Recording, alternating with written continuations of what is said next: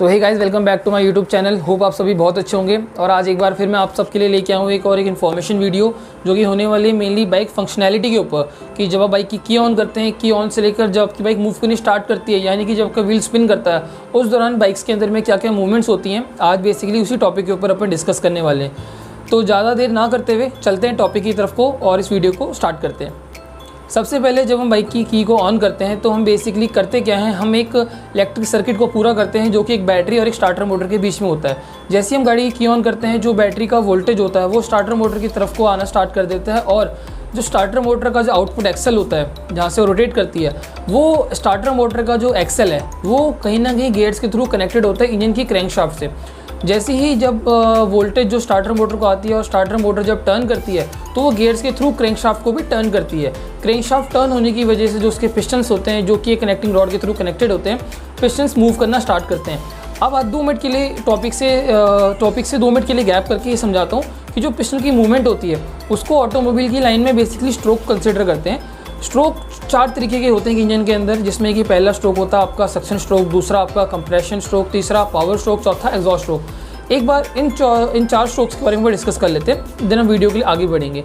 पहला जो आपका स्ट्रोक होता है वो आपका सक्शन स्ट्रोक होता है। सक्शन स्ट्रोक में बेसिकली होता क्या है, इनटेक वाल्व के थ्रू एयर और फ्यूल का जो मिक्सचर होता है वो सिलेंडर के अंदर इन करता है। इन कब करता है, जब आपका पिस्टन जो होता है टॉप डेड सेंटर से बॉटम डेड सेंटर की तरफ को मूव करता है, उस दौरान एयर इनटेक वाल्व के थ्रू एयर और फ्यूल का जो मिक्सचर होता है वो पिस्टन के अंदर में आ जाता है। जब पिस्टन बॉटम डेड सेंटर से टॉप डेड सेंटर की तरफ को आता है, उस दौरान दोनों ही वाल्व बंद होते हैं और जो एयर और फ्यूल का मिक्सचर जो सिलेंडर के अंदर में ऑलरेडी आ चुका है वो ऊपर की जाति की तरफ कंप्रेस होता है। कब तक, जब तक वो एक top dead centre particular position पे नहीं आ जाता। पोजीशन पे आने के बाद क्या होता है, जब पिस्टन टॉप डेड सेंटर पे आ चुका होता है उसके बाद एक पर्टिकुलर पॉइंट वहाँ पे जब पिस्टन जब उसकी जो अंदर जो एयर फ्यूल का मिक्सचर होता है वो और कंप्रेस नहीं हो सकता, उसका एक कंप्रेशन का एक टाइम होता है, उसके दौरान और कंप्रेस नहीं हो सकता। उस टाइम पे स्पार्क प्लग के थ्रू उसमें एक स्पार्क दिया जाता है।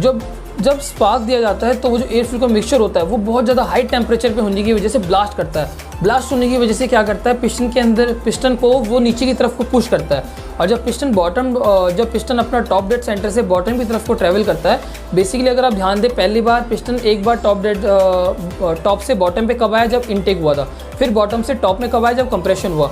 अब वो पिस्टन टॉप डेड सेंटर से बॉटम की तरफ को आ रहा है, कब, जब पावर स्ट्रोक हुआ, जब ब्लास्ट हुआ, वो पिस्टन को नीचे की तरफ को पुश कर रहा है। पुश करते ही साथ जो मूवमेंट है वो बेसिकली कहाँ जाके ट्रांसफ़र हो रही है, क्रैंकशाफ्ट को।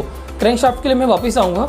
तो जब पिस्टन बॉटम डेड सेंटर से टॉप डेड सेंटर की तरफ को दोबारा आता है, उस दौरान इनटेक वाल्व तो बंद होता है बट एग्जॉस्ट वाल्व ओपन होता है। उस वजह से जो एमिशंस की गैसेज हैं वो सारी की सारी एग्जॉस्ट वाल्व के थ्रू बाहर चली जाती हैं। वापस आते हैं पावर स्ट्रोक पे। पावर स्ट्रोक के साथ जब जो एनर्जी जो बर्निंग के थ्रू जो एनर्जी पिस्टन को मिली, पिस्टन की जो एनर्जी होने की वजह से पिस्टन ने जो एनर्जी ट्रांसफ़र करी क्रैंकशाफ्ट को, क्रैंकशाफ्ट उस एनर्जी को ट्रांसफ़र करता है अपने रियर एंड पे। जो मैंने आपको पहले ही बताया था कि एक एंड स्टार्टर मोटर के गियर से कनेक्टेड होता है, दूसरा आपके जो होता है ट्रांसमिशन के गियर से कनेक्टेड होता है।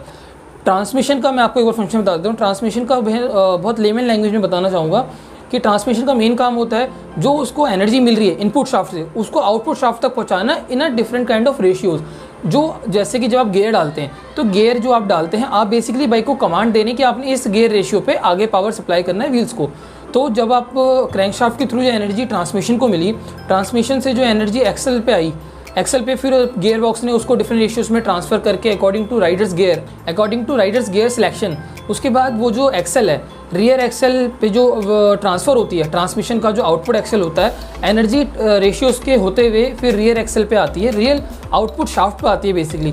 और जो उसका आउटपुट शाफ्ट होता है वो कहीं ना कहीं कनेक्टेड होता है आपकी चेन की फ्रंट स्प्रोकेट से। जो चेन का फ्रंट स्प्रोकेट होता है उस पर कनेक्टेड होती है।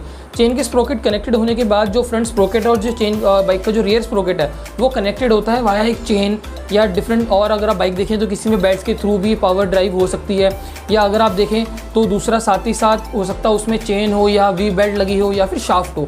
तो अभी अपन चेन के बारे में बात करते हैं।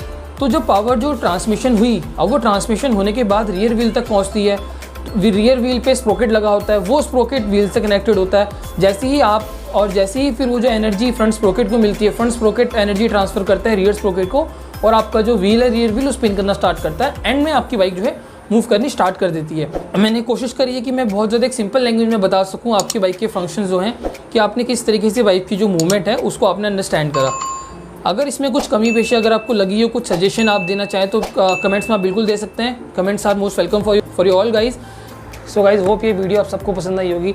अगर वीडियो पसंद आई है तो चैनल को सब्सक्राइब जरूर कीजिएगा, लाइक कीजिएगा, शेयर कीजिएगा। Thank you. मिलते हैं आपसे नेक्स्ट वीडियो में।